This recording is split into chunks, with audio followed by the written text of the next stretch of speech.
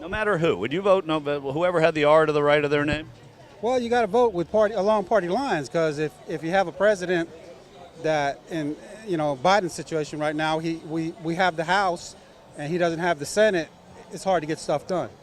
So we got to make sure it's down along the party lines. What you're looking at is the face of a beat up and let down electorate, right? Because this gentleman is asked, what is it about Herschel Walker that he finds to be appealing or that he likes? And all he could muster is just the idea that he's Republican, and so I'm going to vote along Republican Party lines. Obviously, if you're Republican, you know what these cats claim to love, right? So this guy would be Republican, he'd vote with the team. It doesn't matter what he's like individually. It doesn't matter who he is, what his own ideas might be, what his history might be, his character. Those kind of things don't matter. As long as he's got the R next to his name, that's all that will ultimately matter. And I'm going to tell you in a second why that lacks a certain level of imagination. What this brother is demonstrating to me is a general sense of voters that there are no new horizons. There's no new walls to bang down, no barriers to break, right? Like there's no sense in this guy that Herschel Walker would get up there and introduce legislation for some new thing that he didn't know that he needed, that he would stump for, that he'd try to whip votes for it, that,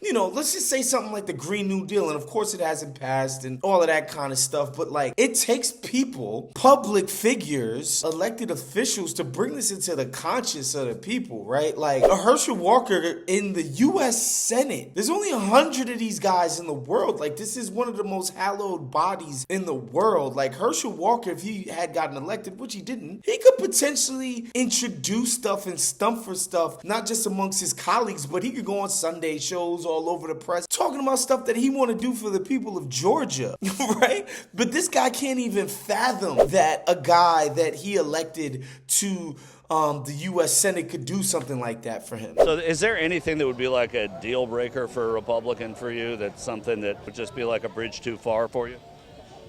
At this point, no. And he basically gives the entire game away, right? When he's asked if there's anything this guy could do that you wouldn't mess with him. And he said no, because guess what? Like, this isn't about bringing some type of material change to this dude's life and making it better or potentially somehow making it worse. It's just rooting for the red team. It's just rooting for the Georgia Bulldogs. It's just rooting for your freaking tribe, right? Like, that's just how it goes. Like, I'm rocking a Met hat right now. It's kind of fresh, too. I ain't gonna front. This is a dope hat. You know what I mean? And I love the Mets, and there's basically not a lot of things that could probably happen where I would stop rooting for the Mets. But the Mets don't materially, like, they don't affect my Social Security, my health care, the roads, anything, my wages. Like, these people have no influence on the actual things that matter to my life. So of course I can't fathom that I'd stop rooting for the Mets. But goddamn, man, these dudes have the power of the purse. They got the power to change your life, black man. Come on, do better.